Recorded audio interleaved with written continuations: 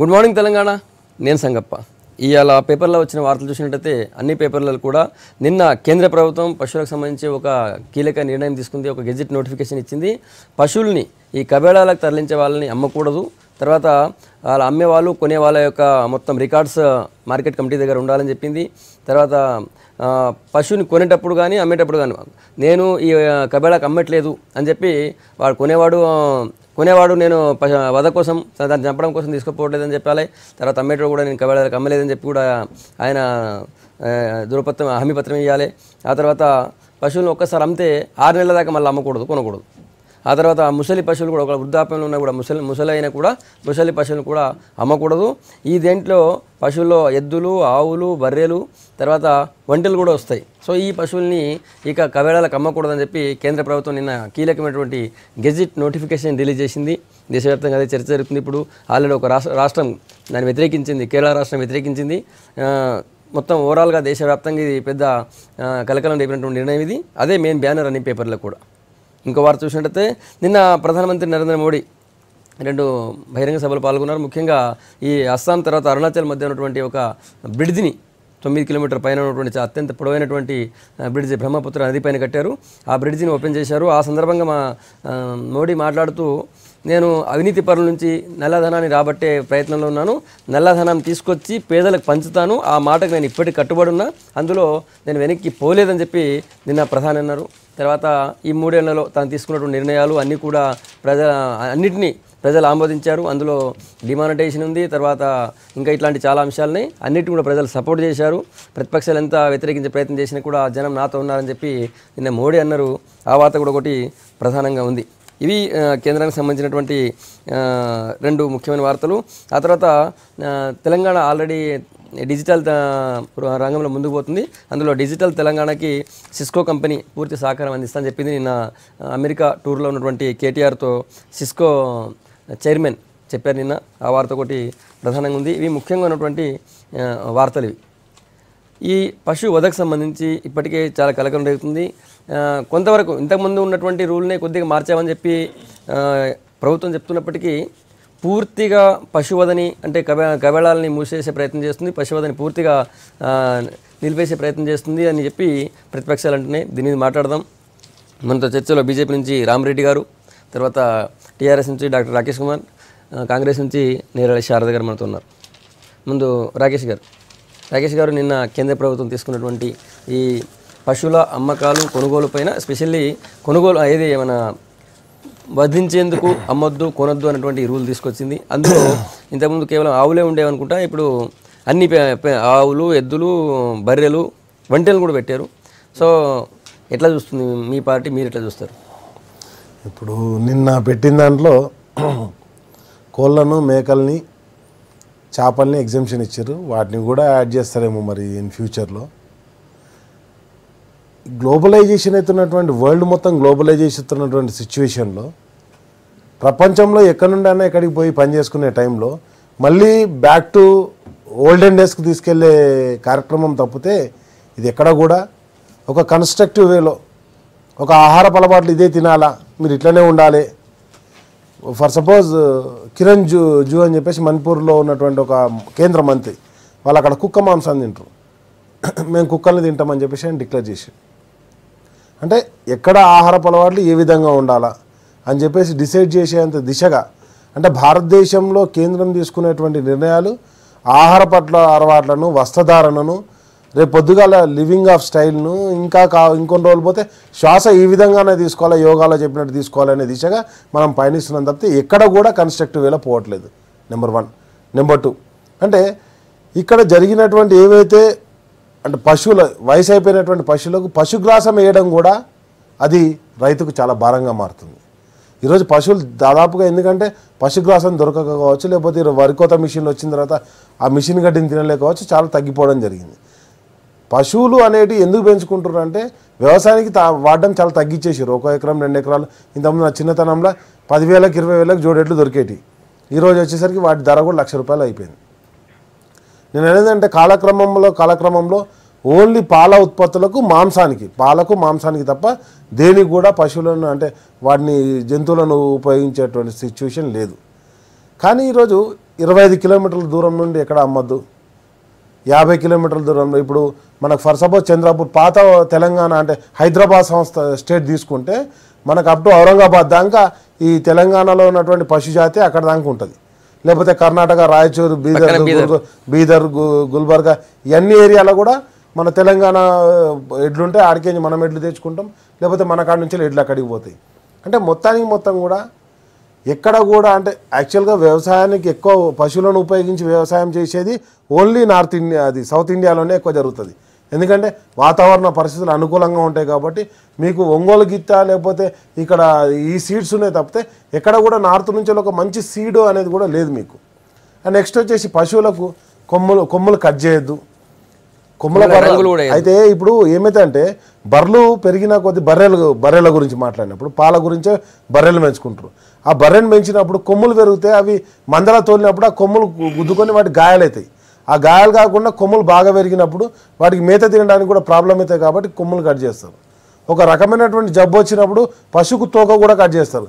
మీరు ఈ తోక కట్ చేయొద్దు, కొమ్ములు కట్ చేయొద్దు అంటే నేను అనేది ఏంటంటే మనం ఎటు సైడ్ పయనిస్తున్నాం. మనం ప్రపంచ దేశాల్లో 56 దేశాలు తిరిగొచ్చినటువంటి మన గౌరవ ప్రధానమంత్రి గారు ఉన్నటువంటి దేశంలో మనం దేశాన్ని ఎటువైపు డ్రైవ్ చేస్తున్నాం, మనం దేని వైపు, ఒక అభివృద్ధి వైపు, లేకపోతే 3 సంవత్సరాల కాలంలో ఇక పరిపాలన జరిగిన దాంట్లో ఇది అభివృద్ధి అని చెప్పాల్సిన క్రమంలో ఆ అభివృద్ధి గురించి చర్చ జరగకుండా, ఎక్కడ కూడా ఏ చర్చ జరగకుండా మొత్తం కూడా చర్చను డైవర్ట్ చేసే కార్యక్రమమే ఈ పశువధ కావచ్చు, లేకపోతే నల్లధనం కావచ్చు, ఏది కావచ్చు. నల్లధనం మళ్ళీ తీసుకుందాం. మీరు ఒక్క నిమిషం మళ్ళీ వస్తాం దగ్గరికి. మనతో ఫోన్ లైన్లో చర్చకి సిపిఐ జాతీయ నాయకులు నారాయణ గారు వచ్చారు. నారాయణ గారు good morning. Good morning Narayana గారు, నిన్న కేంద్ర ప్రభుత్వం తీసుకున్నటువంటి ఈ పశు క్రయ విక్రయాలపై, పశు అమ్మకాల పైన పెట్టిన నియంత్రణలు ఎట్లా చూస్తారు? ఇది పశువుల పైన చాలా ప్రేమ చూపిస్తున్నారు వాళ్ళు. సాటి మనుషుల పైన ముస్లింలు, దళితులు వాళ్ళని ఈ ఎన్డీఏ గవర్నమెంట్ వచ్చిన వాళ్ళు కొన్ని కొత్త ప్రోత్సాహమే ఉంది. ప్రతిరోజు ఆ రక్తంతో తప్ప వాళ్ళు సంతృప్తి కలగలే. నేను ఢిల్లీలో ఉన్నా, ఈరోజే అక్కడికి వెళ్తున్నాను కూడా దీనికి. భీమసేన కాదు, నోయిడాలో ముస్లింస్ ని తెలిసి అప్లోడ్ చేశారు. ఇప్పుడు వాళ్ళని గవర్నమెంట్ వాళ్ళని ఒత్తిడి చేసి మమ్మల్ని రేప్ చేసి చెప్పిస్తున్నారు. ఇంత మానవులు హింసించేటువంటి బీజేపీ వాళ్ళు పశువుల మీద ప్రేమ ఎందుకు వచ్చిందంటే పశువుల మీద ప్రేమ కాదు, పశువులను చూపించి వీళ్ళ మైనారిటీస్ ని, ముస్లింస్ ని, క్రిస్టియన్స్ ని వీళ్ళందరినీ కొట్టుకోవడానికి ఒకటి. తర్వాత ప్రజల యొక్క ఫండమెంటల్ రైట్ ఇది. ఫుడ్ అనేది ఫండమెంటల్ రైట్. ప్రజానీకానికి వాళ్ళకి ఇష్టం వచ్చినట్టు భోజనం చేయొచ్చు, ఇష్టం వచ్చిన ప్రాంతాల్లో ఉండొచ్చు. ఈ ఫండమెంటల్ రైట్ ని దెబ్బతీసేటువంటి హక్కు ఎన్డీఏ గవర్నమెంట్కి ఎక్కడి నుంచి వచ్చింది?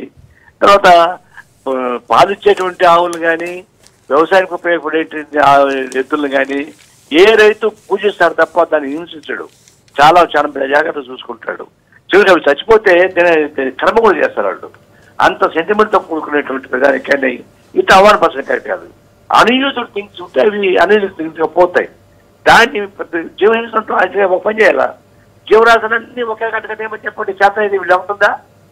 ప్రతి జీవరాశిని హింసించం, కోళ్ళు, పొట్టేళ్ళు, చేపలతో సహా హింసించం చెప్పండి. ఎందుకు ఇదంతా ఆత్మస్థుతి పరగంతలాగా వాళ్ళ వైఫల్యాన్ని కప్పపుచ్చుకోవడానికి, ఓట్ల బ్యాంకుని కొల్లగొట్టడానికి, 180 మందిగా ఉన్న హిందువులను రెచ్చగొట్టడం ద్వారా రేపు రాబోయే ఎన్నికల్లో లబ్ధి పొందేటువంటి ఒక కిరాతక చర్య తప్ప పశువుల మీద వాళ్ళకి ఎలాంటి ప్రేమ లేదు. ప్రేమే ఉంటే గుజరాత్లో మోడీకి అనుకూలంగా ఉన్నటువంటి కార్పొరేట్ సెక్టర్స్ ఉన్నాయి. సంవత్సరానికి 20-21 వేల కోట్ల రూపాయలు ఎక్స్పోర్ట్ చేస్తారు మాంసాన్ని. వాళ్ళ నిషేధాన్ని బట్టి కొంచెం చూద్దాం చేతలు అయితే. ఇవన్నీ కూడా దొంగాట్లు, కొంగ జపం తప్ప ఇంకోటి కానీ కాదు. ఇది కేవలం పెరుగుతున్న అసంతృప్తిని డైవర్ట్ చేయడానికి ఉపయోగపడే ఎత్తుగడలో ఇది ఒకటి తప్ప ఇంకోటి కాదు. రైట్, థ్యాంక్ యూ నారాయణ గారు. శారద గారు, మీరు ఎట్లా చూస్తారు దీన్ని? ఎన్డీఏ గవర్నమెంట్ ఫెయిల్యూర్స్ని కప్పిపుచ్చుకోవడానికి ఏదో ఒక ఇష్యూని ముందు తీసుకొచ్చి పెడతా ఉంటారు. ఈ విషయం మనకు తెలిసిందే. ఇప్పుడు గోమాత అంటే మన దేశంలో దాదాపుగా భగవంతుడి కన్నా ఎక్కువ గొప్ప స్థానం ఇస్తాం మనము. అది అందరికీ తెలిసిన విషయమే. కానీ వీళ్ళు ఏం చేస్తున్నారంటే ప్రతిసారి ఆడవాళ్ళ మీద ప్రేమ చూపెట్టారు, రైతుల మీద ప్రేమ లేదు, ఈ దేశంలో ఉన్నటువంటి ప్రజల మీద ప్రేమ లేదు. వీటన్నింటిలో ఫెయిల్ అయినప్పుడు ఏదో ఒక ఇష్యూని ముందు తీసుకొచ్చి పెట్టడం అనేది వీళ్ళకి అలవాటు అయిపోయింది. ఎందుకంటే ట్రిపుల్ తలాక్ అనేటువంటి విషయాన్ని కూడా మనం వీళ్ళు ఎందుకు ముందు తీసుకొచ్చారో మనం చూసాము. ముస్లిమ్స్ అంటేనే బీజేపీకి అగెయిన్స్ట్ అనేటువంటి ఒక నమ్మకము, ఒక విషయం అందరికీ తెలిసిందే. అప్పుడు ఏం చేశారు, యూపీలో ఎలక్షన్స్ వస్తున్నాయని ట్రిపుల్ తలాక్ ఇష్యూని ముందుకు తీసుకొచ్చి ఆ ముస్లిం లేడీస్ ఓట్లన్నీ కొల్లగొట్టుకోవడానికని ప్రయత్నం చేశారు. ఆ రకంగా గో మాంసము తినకూడదని, పశువులపైన ప్రేమ కానీ, అంటే ప్రజలు ఎలా ఆలోచిస్తున్నారంటే అరే పశువు పుట్టినా బాగుంటుండే కావచ్చు, బీజేపీ గవర్నమెంట్ కానివ్వండి, మోడీ గారు కానివ్వండి అప్పుడు ప్రేమ చూపెట్టేవాళ్ళు అనేటువంటి విషయాన్ని ప్రతి ఒక్కరు ఆలోచిస్తున్నారు. అంతేకాకుండా వీళ్ళు మాట్లాడుతున్నటువంటి మాటలు గోవధ గురించి, మహారాష్ట్ర కానివ్వండి, ఈ బీజేపీ పాలిత రాష్ట్రాలు ఏవైతే ఉన్నాయో అవే biggest export of beef in the country. మరి అక్కడ వీళ్ళు ఏం చేస్తున్నారు, అక్కడ ఎందుకు ఇప్పుడు అక్కడ కూడా ఆగిపోయినట్టే కదా. ఇన్ని రోజుల నుండి ఏం చేశారు వాళ్ళు, ఇన్ని రోజులు వాళ్ళకి తెలియదా మహారాష్ట్రనే బిగ్గెస్ట్ ఎక్స్పోర్ట్ గుజరాత్ కానివ్వండి, మహారాష్ట్ర కానివ్వండి.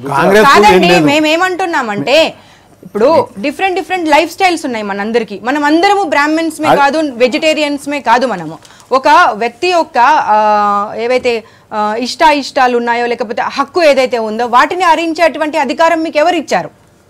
అంతే కదండి.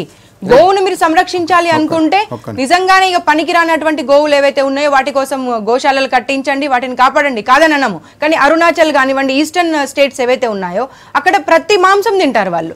వాళ్ళని మీరు వెళ్ళి మీరు తినాలి తినకూడదు అని అంటే వాళ్ళు ఒప్పుకునేటువంటి పరిస్థితులలో లేరు.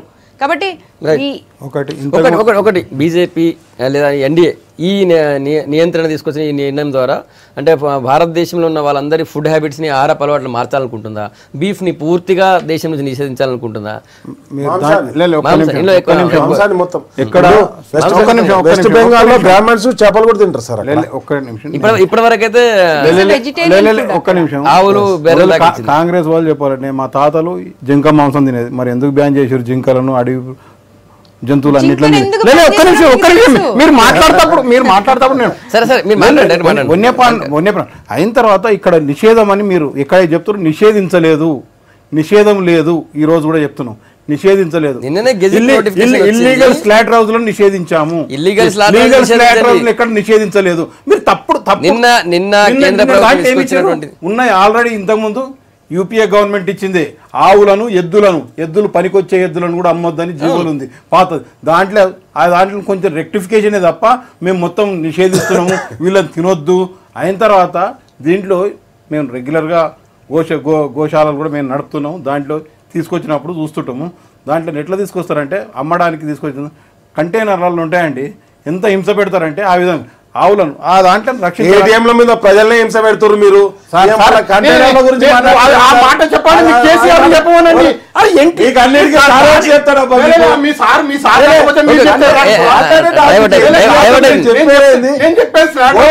నిషేధమా కాదా?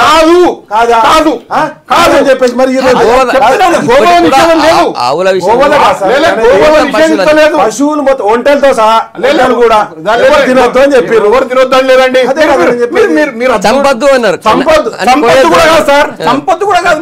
మీరు ఎక్కడైతే అంగట్లు నడుస్తున్నాయో అంగళ్ళల్లో పశువులది కొనేవాళ్ళు చెప్పేది ఏం చెప్తారంటే మేము వ్యవసాయానికి అని చెప్తారు. వ్యవసాయానికి అని చెప్పి దాంట్లో స్లాటర్ హౌస్ తీసుకుపోతారు. దాంట్లో కంట్రోల్ చేయడానికి తప్ప స్లాటర్ హౌస్ ఎక్కడ బ్యాన్ చేయలేదు. అయిన తర్వాత ఇల్లీగల్ స్లాటర్ హౌస్లే రాష్ట్ర సరిహద్దుకు 25 కిలోమీటర్లు, దేశ సరిహద్దుకు 25 కిలోమీటర్ల లోపల, 50 కిలోమీటర్ల లోపల. ఎందుకంటే ఇల్లీగల్ స్లాటర్ హౌస్ చేస్తున్నారు, ఆ రాష్ట్రానికి వెళ్ళి చేస్తున్నాం అని చెప్తున్నారు. ఇది అరికట్టడానికి తప్ప ఎక్కడ కూడా స్లాటర్ హౌస్లను బ్యాన్ చేయలేదు.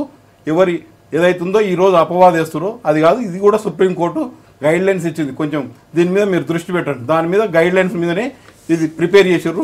దీని మీద కూడా చర్చ మనం ఏమంటున్నాం, ఇది మొత్తం ఏదో బీజేపీ మొత్తం తిండి ఆహార అలవాట్లను నారాయణ గారు చెప్తున్నట్టు, నారాయణ గారు చేస్తున్న సిపిఐ వెస్ట్ బెంగాల్ ఏం చేసింది, కేరళలో ఏం చేసింది, వాళ్ళకి మనుషులంటేనే విలువలేదు. ఎన్ని హత్యలు చేసారు, ఎన్ని గడ్డి బొమ్మలు తగలబెట్టారు. వీళ్ళ చరిత్ర చూస్తే, సిపిఐ కమ్యూనిస్టుల చరిత్ర చూస్తే ప్రపంచం వాళ్ళందరికీ తెలిసిన చరిత్ర. ఈ రోజు మనుషుల మీద ప్రేమ లేదు, మనుషుల మీద ప్రేమ లేదు. మేము ఎక్కడ ఆహార అలవాట్లను మార్చుకోమని చెప్పాలి. ఎవరు తినేది వారు తినొచ్చు అని అంటున్నాం. అయిన తర్వాత మేము కొన్ని కండిషన్స్ ఏదైతున్నావో పశువుల దాంట్లో ఇంతకుముందు ఉన్న దాంట్లో కొన్ని మార్పులే తప్ప మొత్తాన్ని నిషేధిస్తున్నామని చెప్పి ఎక్కడా చెప్పట్లేదు. మేము నిషేధించట్లేదు. మహిళల పైన ఇన్ని అత్యాచారాలు జరుగుతున్నాయండి, దానిపైన స్పందించట్లేదు. రైతులు రాజధానిలో రైతులు వచ్చి స్పందించలేదు.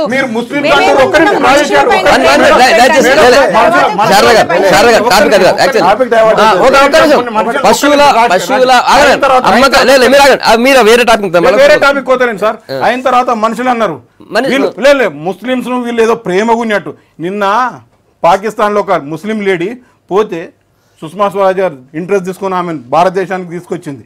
వీళ్ళు ఎంతసేపు కాంగ్రెస్ అధికారంలో ఎవరు తెచ్చారా అండి? 60 సంవత్సరాలు ఎప్పుడైనా తెచ్చారా? ఇలాంటి ఇష్యూ చేశారా? కాంగ్రెస్ పార్టీ ఎప్పుడైనా చేసిన మనుషులు ఇప్పుడు అట్లా కూడా అనుకోవచ్చు, భయపడిపోతున్నారు కూడా ఓటు బ్యాంక్ అనే చూసారు కాంగ్రెస్ పార్టీ. వాళ్ళ క్షేమం కోసం కాంగ్రెస్ పార్టీ. ఓకే, క్రయ విక్రయాలపై నియంత్రణ మాత్రం పెట్టాం, ఎవరి ఫుడ్ హ్యాబిట్స్ మేము నియంత్రించట్లేదు అంటున్నారు. ఇప్పుడు మనం అనేది ఏంటంటే సార్, అది సంతోషం. పశు సంపదను పెంచడానికి ప్రయత్నం చేయడం, ఇది మిల్క్ విప్లవం, వైట్ విప్లవం తీసుకురావడం, మిల్క్ విప్లవం తీసుకురావాలని ఆశించడం వేరు. కానీ ఇక్కడ జరుగుతున్నది ఏంటంటే ఒంటెలు కావచ్చు, లేకపోతే ఎడ్లు కావచ్చు, బర్రెలు కావచ్చు, లేకపోతే ఆవులు కావచ్చు. ఆవులను వధించమని ఎవరు కూడా చెప్పట్లేదు. ఇక్కడ మేము అందరం హిందువులు కూడా ఆ గోవధకు వ్యతిరేకమే. కానీ వట్టిపోయిన గొడ్లను ఆ రైతు సాదుకోలేడు, ఆ వట్టిపోయిన గొడ్లకు తిండి పెట్టలేడు, ఆయన ఆర్థిక పరిస్థితి దానికి సహకరించదు. చాలా చోట్లల్లో మనకి ఏమవుతుందంటే పరిస్థితి, ఓ డ్రాట్ సిచ్యువేషన్. మొన్న ఈ ఎండాకాలమే చూడండి, మనుషులకే తిండి దొరకక నీళ్ళు దొరకక తిప్పలు పడుతున్నారు. అంటే దేశం మొత్తంలో, ప్రపంచం మొత్తంలో, దేశం మొత్తంలో అట్లాంటి సిచ్యువేషన్లో వాళ్ళు దాంతో సాదుకోలేరు. కాబట్టి వాళ్ళు అక్కడ ఉన్నటువంటి వట్టిపోయిన గొడ్లను అమ్మొచ్చు అనే కండిషన్ కూడా ఇక్కడ లేదు. వట్టిపోయిన గొడ్లను కూడా మీరు అట్లనే అంటిపెట్టుకోవాలి తప్పితే ఇక్కడ అమ్మనికి లేదు అని చెప్పేసి చెప్పడం జరిగింది. కాబట్టి నేను అనేది ఏంటంటే రైతు బేస్డ్గా ఆలోచించాలి ప్రభుత్వాలు, అది కేంద్ర ప్రభుత్వం రైతు బేస్డ్గా ఆలోచించాలి తప్పితే తమ మనోభావాలకు అనుకూలంగా ఆలోచించడం మాత్రం తప్పు అని చెప్తున్నారు. ఆ పార్టీ మనోభావాలకు అనుకూలంగా ఆలోచించి, లేకపోతే ఆ పార్టీ సిద్ధాంతకర్తలు ఎవరైతే ఉన్నారో వాళ్ళ మనోభావాలతో ఆలోచించడం తప్పు. ప్రజల కోణంలో ప్రజా సంక్షేమం దృష్ట్యా సార్ మీకు ఒకటి చెప్తున్నా, గౌతమ్ బుద్ధుడు కూడా జీవహింస చేయరాద్దన్నాడు, కానీ అవసరానికి మాంసాన్ని తినొద్దు అని చెప్పేసి ఎక్కడ కూడా చెప్పలే. గౌతమ్ బుద్ధుడు మరణించే వరకు కూడా మాంసాన్ని భుజించిండు. కాబట్టి నేను అనేది ఏంటంటే ఇక్కడ కంప్లీట్ ఒక అంటే ఏమవుతుంది, వాంటెడ్లీ ఇది ఒక సఫరేషన్ తీసుకురావడానికి, ఆహార అలవాట్ల మీద దేశాన్ని రెండుగా విభజించడానికి జరుగుతున్న కుట్రగానే దీన్ని పరిగణించాలి తప్పితే ఎక్కడ కూడా దీనిలో మానవీయ కోణము లేకపోతే దేశ ఆర్థిక అభివృద్ధి అనేది ముడివేసుకొని లేదు అని చెప్పేసి ఇక్కడ సుస్పష్టంగా కనిపిస్తుంది. ఇప్పుడు చెప్పండి సార్ గారు, ఒక నిమిషం రాగండి, మీరు లాస్ట్ లో మాట్లాడండి. ఈ రోజే దాంట్లోనే ఉంది. మేము బీజేపీ పార్టీ గురించి గురించి ఆర్ఎస్ఎస్ గురించి మాట్లాడలేదు. బీజేపీ పార్టీ కేంద్రంలో అధికారం గురించి మాట్లాడాం. నేను అంటున్నది కూడా అది కొట్టి చంపారండి. నిషేధం ఎవరు మీ దగ్గర ఇస్లాక్ తిన్నటువంటి మాంసము గోమాంసం కాదు, గొడ్డు మాంసం కాదు అని చెప్పేసి ఫోరెన్సిక్ రిపోర్ట్ ఇచ్చింది. బతికించగలుగుతారా ఆయనను? ఎవరిని? ఎప్పుడు జరిగింది అది? యూపీలో ఎలక్షన్లు ఉంటాయంటే అక్కడ ఒక సంఘటన జరిగింది. ఈ రోజు జరిగినటువంటి యూపీలో అధికారంలోకి వచ్చిన తర్వాత దళితుల మీద దాడులాగినా ఇక్కడ దళితుల భోజనాలు చేయడం కాదు, అక్కడ పోయి ధర్నా ఏదైతే చేస్తుందో దాన్ని పరామర్శించండి.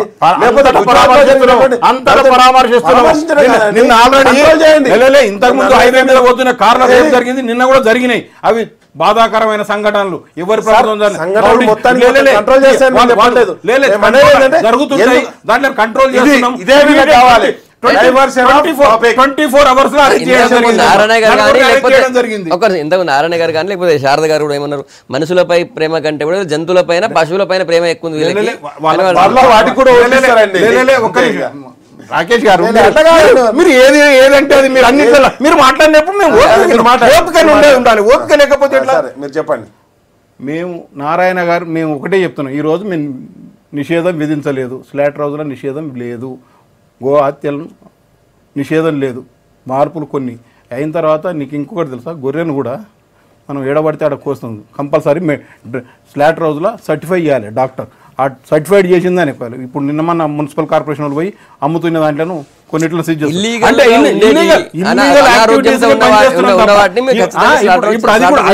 అది కూడా బీజేపీ కంట కట్టవచ్చు. ఎందుకంటే హైదరాబాద్ కార్పొరేషన్ లో ఎవరు ఈ ఆటలు కోసుకొసుకుంటే అంటే స్లాట్ హౌస్లో దేని గోయాలను సర్టిఫైడ్ చేసిన తర్వాత అయిన తర్వాత మేము ఇల్లీగల్ స్లాట్ హౌస్ మొత్తం భారతదేశం మొత్తం బీఫ్ తినకూడదు వ్యవసాయానికి గతంలో వ్యవసాయానికి పనికి రాదని సర్టిఫైడ్ చేసే వెటర్నరీ డాక్టర్ ఇచ్చింది అంటే నమ్ముకోవచ్చు. అది లేదు, ఆల్రెడీ ఇంతకు ముందే ఉంది దీంట్లో. అదే దాంట్లో ఇంతకు ముందు కూడా ఇప్పుడు కూడా అదే ఉంటది. దాంట్లో ఏమన్నారు కొన్ని జీవ హింస అంటారు. మీరు మొత్తానికి బ్యాన్ చేయలేదు, మేము మొత్తానికి బ్యాన్ చేయలేదు. ఏవైతే వ్యవసాయానికి ఉపయోగించే దాంట్లోనూ అమ్మొద్దని ఇంతకు ముందే ఉంది. జమ్మూ అండ్ కాశ్మీర్ ఒక్కదాని ఎగ్జామ్షన్ ఇచ్చారు. జమ్మూ అండ్ కాశ్మీర్ ఎందుకు ఎగ్జామ్షన్ ఇచ్చారు? నెంబర్ 1 మీరు ఎందుకు ఆవేశపడుతుంది? మీరు ఆవేశపడుతున్నారు కదా. అక్కడ జమ్మూ కాశ్మీర్లో బీజేపీ అలయన్స్ ప్రభుత్వమే కొనసాగుతుంది. మరి బీజేపీ అలయన్స్ ప్రభుత్వం కొనసాగుతున్న జమ్మూ కాశ్మీర్లో దీన్ని ఇంప్లిమెంట్ చేయకపోవడం ఏ విధంగా 370 ఆర్టికల్ జరుగుతుందని మాకు తెలియదు. అదేంది కాదు, మీరు ఆ 370 ఆర్టికల్ రద్దు చేస్తా అని చెప్పేసి శ్యామ్ ప్రసాద్ ముఖర్జీ బలిదానాన్ని అడ్డం పెట్టుకోలే కదా ఈరోజు బీజేపీ పార్టీ ఏర్పడ్డది. మరి ఆ బీజేపీ పార్టీ ఏర్పడ్డ కాడ జమ్మూ కాశ్మీర్ ఎగ్జామ్షన్ ఇవ్వడం జరిగింది. అంటే జమ్మూ కాశ్మీర్ ఏ ఉద్దేశంతో ఎగ్జామ్షన్? అక్కడ మీ బీజేపీ ప్రభుత్వం ఉందా లేదా? ఉప ముఖ్యమంత్రి మంత్రివర్గంలో ఉన్నారా లేరా?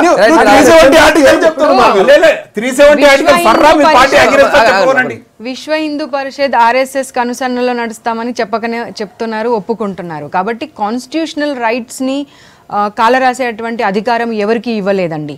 ముందుగా వాళ్ళు బీజేపీ వాళ్ళు తెలుసుకోవాల్సినటువంటి అవసరం ఉన్నది. అంతేగాని బీజేపీ పాలిస్తుంది కదా అని చెప్పి ఏది పడితే అది వాళ్ళు రూల్స్ పెట్టేసి వాళ్ళు గెజెట్ని విడుదల చేస్తే ఒప్పుకునే పరిస్థితి ఇక్కడ ఎవరికి కూడా లేదని. సరే చూద్దాం. నిన్న వచ్చింది అయితే పూర్తిగా మేము నిషేధించలే ఆహారపు అలవాట్లు నియంత్రించలేదని చెప్పి బీజేపీ చెప్తుంది. కానీ ఎక్కడ కూడా దానికి సంబంధించినటువంటి పశువులు మాత్రం విక్రయించొద్దు వదసలకని చెప్తున్నారు. మరి దీని అర్థం ఏందో ఆ బీజేపీ వాళ్ళకి తెలవాలి. ఇంతకుముందు పశువోధకు సంబంధించి కబరాల్లో తరలించేటువంటి పశువుల క్రయ విక్రయాలపై కేంద్ర ప్రభుత్వం తీసుకున్న నిర్ణయం గురించి మాట్లాడాను. ఇప్పుడు ఇంకొకటి కేంద్రానికి సంబంధించినటువంటి అంశమే, నిన్న ప్రధానమంత్రి నరేంద్ర మోడీ అస్సాంలోని గౌహటిలో మాట్లాడుతూ అవినీతి పరుల దగ్గర ఉన్నటువంటి నల్లధనం తీసుకొచ్చి పేదలకు పంచుతాను అనేటువంటి మాట కట్టుబడి ఉన్నా అని చెప్పి నిన్న కూడా ప్రధాని అన్నారు. దాన్ని మాట్లాడదాం. ముందు నేరళ శారద గారు, ప్రధానమంత్రి అవినీతి పరుల దగ్గర నల్లధనం తీసుకొచ్చి పనిచేస్తామంటున్నారు. ఆ మాట కట్టుబడి నేను వెనకపోలేదు అంటున్నారు. ఎట్లా చూస్తారు? ఇప్పుడు ఈ దేశ ప్రజలు ఒక ప్రశ్న అడుగుతున్నారు, జవాబ్ దో హిసాబ్ దో అనేటువంటి మాట. అంటే 3 సంవత్సరాల పాలనలో మీరు చేసినటువంటి పనులేంటి, వాటికి సమాధానం ఇవ్వాల్సినటువంటి అవసరం ఉన్నది. డిమానిటైజేషన్ పేరిట ఎంతో ఇబ్బందుల గురి చేశారు ప్రజల్ని. దాని గురించి ఇంతవరకు ఒక్కసారి కూడా సమాధానం ఇవ్వలేదు. సో ఇలా చూసుకుంటూ వెళ్తుంటే ఈ దేశ భద్రతకు ముప్పు వాటిల్లింది ఈ బీజేపీ హయాంలో. అంతేకాకుండా చాలా స్కామ్లు అరుణాచల్ ప్రదేశ్లో కానివ్వండి, గుజరాత్లో ల్యాండ్ స్కామ్ కానివ్వండి, డ్యామ్ స్కామ్ కానివ్వండి, వ్యాపం స్కామ్ కానివ్వండి, వీటన్నింటినీ ఎలా అయిపోయిందంటే మోడీ ఒక్కరు ముందు ఉండి ఆ స్కామ్స్ని ముందుకు రాకుండా చూసుకుంటూ వీళ్ళందరి నోర్లు నొక్కుతున్నారు. ప్రాపగండా అనేది, మీడియాని మేనేజ్ చేయడం అనేది, వీటన్నింటి ద్వారా మేనేజ్ చేసుకుంటూ వస్తున్నారు తప్పించి వీళ్ళు 3 సంవత్సరాలలో చేసింది ఏమీ లేదు. నిజంగా చేసి ఉంటే కనుక 3 సంవత్సరాలు దాటిపోయింది. అవినీతి పరులు ఎవరో మీకు తెలుసు. మరి అందరి ఖాతాలలో 15 లక్షల రూపాయలు ఎందుకు పడలేదు? దానికి సమాధానం ఇవ్వాల్సినటువంటి అవసరం ఉన్నది. ఇప్పటికీ ATMలు పనిచేయట్లేదు. ఎందుకు పనిచేయట్లేదు? ఎందుకు డబ్బులు ఉండట్లేదు? దానికి సమాధానం ఇవ్వాల్సినటువంటి అవసరం. డిమానిటైజేషన్ సక్సెస్ అయింది. మొత్తం నాకు 125 కోట్ల ప్రజలు సపోర్ట్ చేసి, ప్రతిపక్షాలు సపోర్ట్ చేయలేదు, దాన్ని ఇబ్బంది పెట్టే ప్రయత్నం చేసినాయి. కానీ డిమానిటైజేషన్ పూర్తిగా ప్రజలు సపోర్ట్ చేశారని చెప్పి నిన్న మేము ఆ మాట ఒప్పుకుంటున్నాము. ప్రజలందరూ సపోర్ట్ చేశారు, ప్రతిపక్షాలు కూడా సపోర్ట్ చేశారు. నిజంగానే ఏదో వింత చేసి చూపెడతారు కావచ్చు మోడీ గారు అనేటువంటి ఆలోచనతో. కానీ దానివల్ల ఒరిగింది ఏమీ లేదు. ఎవరైతే కార్పొరేట్కి సంబంధించిన వాళ్ళు ఉన్నారో వాళ్ళు బాగుపడ్డారు తప్పించి ఇంకా ఎవరు కూడా ఈ రాష్ట్రంలో దేశంలో ఉన్నటువంటి ఎవరు కూడా బాగుపడలేదు. రాకేష్ గారు, అవినీతి పర డబ్బు తెచ్చిస్తా అంటున్నారు, ఇస్తా అనిపిస్తుంది మీకు? సరే, ప్రధానమంత్రిగా ఆయన ఏదైతే నల్లధనాన్ని తీసుకొస్తున్నారో, నల్లధనాన్ని కాకుండా భారతదేశంలో ఉన్నటువంటి ధనాన్ని మొత్తం కూడా పేద బడుగు బలహీన వర్గాలకు భారతదేశంలో ఎవరైతే బతుకుతున్నారో వాళ్ళ ధనాన్ని అంతా కూడా తీసుకుపోయి బ్యాంకులలో వేయించారు. వేయించేసిన తర్వాత ఈరోజు బ్యాంకులో డబ్బులు అడిగితే వాళ్ళంతా కూడా IP పెట్టేసినాయి బ్యాంకులన్నీ. మా దగ్గర డబ్బులు లేవు, ఇప్పుడు మేము డబ్బులు ఇవ్వలేని పరిస్థితిలో ఉన్నాం అని చెప్పేసి ATMలన్నీ కూడా లాక్ అయిపోయినాయి. కాబట్టి ఈరోజు మార్కెట్లో డబ్బు అవైలబుల్ లేదు. అది ఈ రోజు ఉన్నటువంటి సిచ్యువేషన్ నేరేళ్ల శారద గారు చెప్పినట్టు. అదేవిధంగా ఇప్పటి వరకు ఏదైతే నిన్న మోడీ గారు ఒక సందేశాత్మకమైనటువంటి సందేశాన్ని ఇవ్వడం జరిగింది, దాన్ని స్వాగతిస్తున్నాం. ఏమనంటే మామిడికాయల ధర తక్కువ కానీ మామిడి పచ్చళ్ళకు ధర ఎక్కువ, టమాటా ధర తక్కువ కానీ కచప్కు ధర ఎక్కువ, పండ్లకు ధర తక్కువ కానీ రసాలకు ధర ఎక్కువ అని చెప్పేసి చెప్పడం జరిగింది. మరి దేశం మొత్తంలో రైతులకు ఒక ఆరోగ్యకరమైనటువంటి సిచ్యువేషన్ క్రియేట్ చేయడానికి కనీస మద్దతు ధర అన్ని పంటలకు ప్రకటించండి. అప్పుడు ఇవన్నీ తక్కువ ఎక్కువ కచప్లు ఎక్కువ తక్కువ అని ఉంటాయి కదా. అండ్ నెక్స్ట్ వచ్చేసి ఇప్పటి వరకు కూడా ఒక కన్స్ట్రక్టివ్ వేలో ఈ దిశగా మనం భారతదేశాన్ని డ్రైవ్ చేస్తున్నామని చెప్పే దిశగా ఎక్కడ కూడా అంటే ఒక అద్భుతమైన పాలన ఏదైతే ప్రజలు ఎక్స్పెక్ట్ చేశారో ఆ పాలన కానీ కనీసం మౌలిక వసతుల కల్పనలో కూడా అది ఏదైతే కేంద్ర ప్రభుత్వం విఫలమైంది అని చెప్పేసి ఇక్కడ సుస్పష్టంగా చెప్పవచ్చు. ఎందుకంటే ఎక్కడ కూడా what is a growth, what is a development అది చెప్పాలి మనం ప్రజలకు. అది చెప్పకుండా ఎంతసేపు మనం ఇది చేస్తాం అంటే నేను అనేది ఏంటంటే urban India rural India divide చేసుకుందాం. మనం ఒక 46% ఆఫ్ అర్బనైజేషన్ ఉంది భారతదేశంలో, అవునన్నా కాదన్న. అర్బనైజేషన్కు మనం మేక్ ఇన్ ఇండియా అనే కాన్సెప్ట్ నుంచి వెళ్ళి మేడ్ ఇన్ ఇండియా అనే దాని నుంచి వెళ్ళి ఈరోజు పర్చేస్ ఇండియాకు మనం పడిపోతున్నాం. అది ఫస్ట్ మేకప్ చేయండి. మనం ఏ దిశగానైతే భారతదేశాన్ని 15 లక్షల చర్చ జరిగింది కదా ఎలక్షన్ ముందు తర్వాత ఇప్పుడు అడుగుతున్నారు కదా. ఇప్పుడు ఆయన పేదల అవినీతి పరుల దగ్గర నల్లధనం తీసుకొచ్చి పంచుతా అంటున్నారు ఆయన. అంటే బహుశా డిమానిటైజేషన్ ద్వారా నల్లధనం అంతా పోయింది లేకుండా పోయిందన్నారు. మనం అనేది ఏంటంటే డిమానిటైజేషన్ ద్వారా అసలు తెల్లధనం ఎంత వచ్చింది నల్లధనం ఎంత వచ్చింది ఇంతవరకు సెంట్రల్ డిక్లేర్ చేయలే. 2000 నోట్లు ఎన్ని రిలీజ్ చేసారు, 40% కంటే ఎక్సెస్ కావద్దు. ఆ నోట్లు ఎన్ని రిలీజ్ చేసారో కూడా మనకి ఇప్పటివరకు డిక్లేర్ చేయలే. నెంబర్ 2. నెంబర్ 3, విదేశాల నుంచి ఎంత నల్లధనాన్ని తీసుకొచ్చారు, దళిత మోడీని తీసుకొచ్చారా లేకపోతే ఈ మధ్య కాలంలో విజయ్ మాల్యా కూడా బయటికి వెళ్ళిపోయాడు. మరి విజయ్ మాల్యా ఏ విధంగా బయటికి వెళ్ళిపోయాడు? విజయ్ మాల్యా బయటికి వెళ్ళిపోవడానికి బాధ్యత ఎవరు వహిస్తారు? కేంద్ర ప్రభుత్వం వహించాలి. కర్ణాటక ప్రభుత్వం, ఆంధ్రప్రదేశ్ ప్రభుత్వమో కాదు. అండ్ నెక్స్ట్ ఫైనల్గా నేను చెప్పేది ఒకటి ఏంటంటే 15 లక్షలు అనేది ఏ రోజు కూడా బ్యాంకుల్లో వెయ్యరు వాళ్ళు. ఒకటే ఏంటంటే ఇక్కడ జరిగేది వరల్డ్ బ్యాంకుకు తాకట్టు పెట్టుకోవడానికి ఏమేం చేయాలో అవన్నీ కూడా దీని అర్థమైంది. మోడీ గారు దేశం మొత్తం అప్పులు తెచ్చినా మాట్లాడదాం. మరి మేము మాట్లాడిన దేశం గురించి, మేము మాట్లాడిన తెలంగాణ గురించి మాట్లాడండి.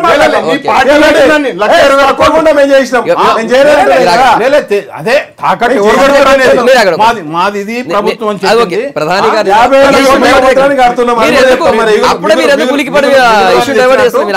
మిగులు రాష్ట్రం అని చెప్పి ఆ రాష్ట్రం గురించి మాట్లాడారు. నిన్న ప్రధాని గారికి ఈ రోజు రాష్ట్ర కేంద్రంలో ఏదైతే ప్రధానమంత్రి కాకముందు కూడా రాష్ట్రంలో ముఖ్యమంత్రి ఉన్నాడు. ఆయన మీద వేలెత్తి చూపించిన వాళ్ళు ఎవరు లేరు అవినీతి మీద. ఎందుకంటే ఇంకా వీళ్ళు గుర్తించకపోతే నిజానికి అందరూ మర్చిపోయినారు. 15 లక్షలు వేస్తాడా ఏడాది అందరూ మర్చిపోయారు. కానీ మళ్ళీ నిన్న చెప్పారు కదా అవినీతి పరుల డబ్బును తెచ్చి పంచుతా అంటున్నారు. ఎట్లా పంచుతారండి? ఆల్రెడీ ఏదైతే ఉందో అవినీతి పరుల అమౌంట్స్ ఇప్పటికి కూడా ఇంకా కూడా కొంత మీకు చూస్తున్నారు. అక్కడక్కడ పాత నోట్లు ఇంకా పట్టుబడుతున్నాయి. అంటే ఎంత వచ్చింది మొత్తం క్లియర్ రావాలి, క్లారిటీ రావాలే కదండి. ఇంకా ఎవరైతే ఇన్కమ్ ట్యాక్స్ కట్టకుంటే ఎగ్గొట్టిన వాళ్ళు అందరి ఆధార్ కార్డుకు అనుసంధానం చేసి ఇన్కమ్ ట్యాక్స్ అన్ని కలెక్ట్ చేస్తారు. ఎవరిని వదిలిపెట్టాడు. అవినీతి పరుడు ఏదైతే ఇల్లీగల్గా డబ్బు సంపాదించిన వాళ్ళందరినీ ఎవరిని వదిలిపెట్టాడు. అయిన తర్వాత అది పేదలకు చెందుతుంది. పేదల యొక్క ఈరోజు అంటున్నాడు అగ్రికల్చర్ ఇదని ఆల్ ఇండియా మార్కెట్లో ఈ మార్కెటింగ్ చేసినాము, రైతులకు డబల్ చేస్తామని చెప్తున్నాం, ఇన్కమ్ డబల్ చేస్తామని చెప్తున్నాం. అది చేసి చూపిస్తాము. మేము ప్రజలు మాకు 5 సంవత్సరాలు ఇచ్చారు. రిపోర్ట్ అడిగేది 5 సంవత్సరాలు. ఈ రోజు వరకు కూడా మేము అంతటా ప్రజలు ఇంతకుముందు టీఆర్ఎస్ వాళ్ళు చెప్పినట్టు హైదరాబాద్ గెలిచినాం అన్నీ గెలిచినాం అంటే మీ పరిపాలన మేము కూడా అదే చెప్తున్నాం సార్. ప్రతి ఎలక్షన్ మేము గెలుస్తున్నాం. ఎందుకు గెలుస్తున్నాం అంటే ప్రజలు మా మీద విశ్వసిస్తున్నారు. మీరు డిమానిటైజేషన్ పైసలు లేవు ఏటీఎంలో ఎవరికి లేవో తెలుస్తలేదు. లేని వాళ్ళు ఉంటే ప్రజలు ప్రతి ఎలక్షన్ గెలుస్తున్నారనే మాట తప్పండి. నిన్న మహారాష్ట్రలో మున్సిపల్ ఎలక్షన్స్ లలో కాంగ్రెస్ ఎక్కువ సీట్లు గెలిచింది, మీ సీట్లు తక్కువ గెలిచారు. మహారాష్ట్రలో లోకల్ బాడీ ఎలక్షన్స్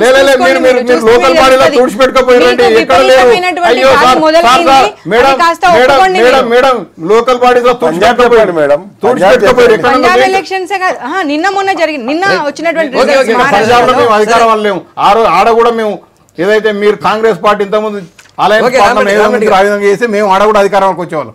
అయిన తర్వాత ఏదైతే ప్రజలు నష్టం జరుగుతున్నప్పుడు ప్రజలకు నష్టం జరిగితే 100% పార్టీల మీద కోపం చూపిస్తారు. మా పార్టీ ఏదైతుందో దాంట్లో ప్రజలకు మేము అయిన తర్వాత 5 సంవత్సరాలు ఇచ్చిరండి మేము ఏమేం చేస్తున్నాం అనేది ఇప్పుడు ప్రజలకు అర్థమైంది. అయిన తర్వాత ఈరోజు ఎవరైతే కాంగ్రెస్ పార్టీ చెప్తున్నారు, రాహుల్ గాంధీ గారు, రాజీవ్ గాంధీ గారు చెప్పారు మేము రూపాయి ఇస్తే 15 ఆ లీకులు అన్నీ కంట్రోల్ చేస్తున్నాం.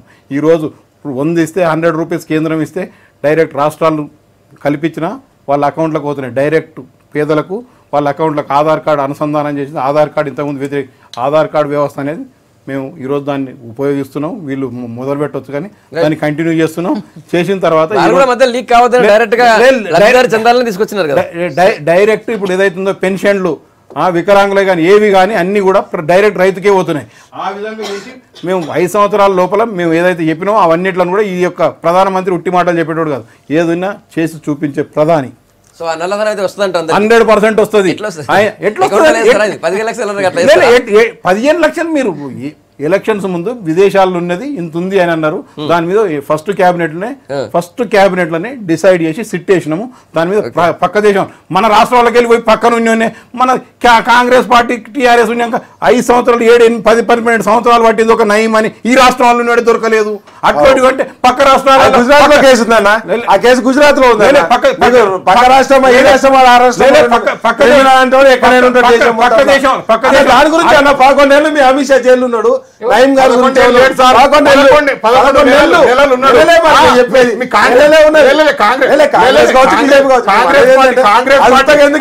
సుప్రీంకోర్టు కొట్టేసిందండి. మీరు సుప్రీంకోర్టు కొట్టేసింది, అయిపోయింది. 15 ఏళ్ళు సిబిఐ కూడా దొరకకుండా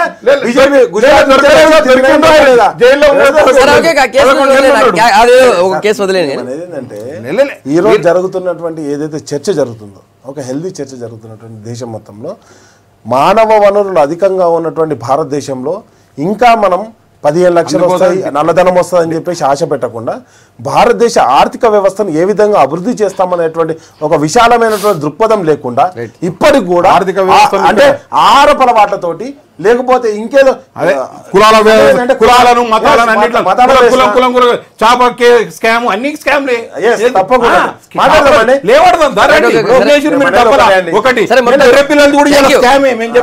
ఎందుకంటే 3,000 రూపాయలకు గొర్రె పిల్ల వస్తుంది, 30,000 వాడగడుతున్నాడు. వీళ్ళు 90,000 రూపాయలు ఏ రేట్లో ఇస్తున్నారు? దాంట్లో మీద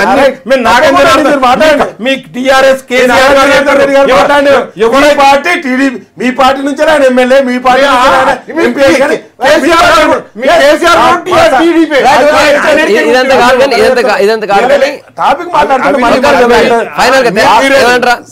మేము ఒకటి ఫైనల్ గా ఒకటి చెప్పదలుచుకున్నామండి. ఈ రోజు ఏదైతే నల్లధనాన్ని తీసుకొచ్చి 15 లక్షల అకౌంట్ లో వేస్తామని చెప్పేసి 3 సంవత్సరాల నుంచి చెప్తూనే ఉన్నాడు. మా మిత్రులు ఏమన్నారంటే ఇంకో 2 సంవత్సరాలు వెయిట్ చేయమన్నారు.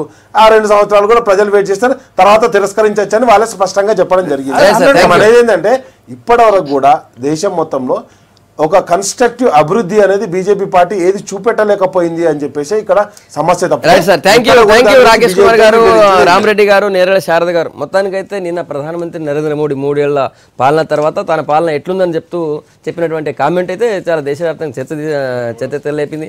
నల్లధనంపై వెనక్కి తగ్గేది లేదు, దాన్ని పేదలకు పంచేది లేదు అనేది చాలా విషయాలు మాట్లాడు. అది ఒకటి చాలా కామన్ మ్యాన్ నుంచి పెద్దోడి దాకా అందరూ కూడా ఆలోచిస్తున్నారు ఏం చేస్తారని. చూద్దాం ఏం చేస్తారు చూద్దాం. ఇది వాళ్ళ గుడ్ మార్నింగ్ తెలంగాణ. మళ్ళీ రేపు కలుద్దాం. Stay tune.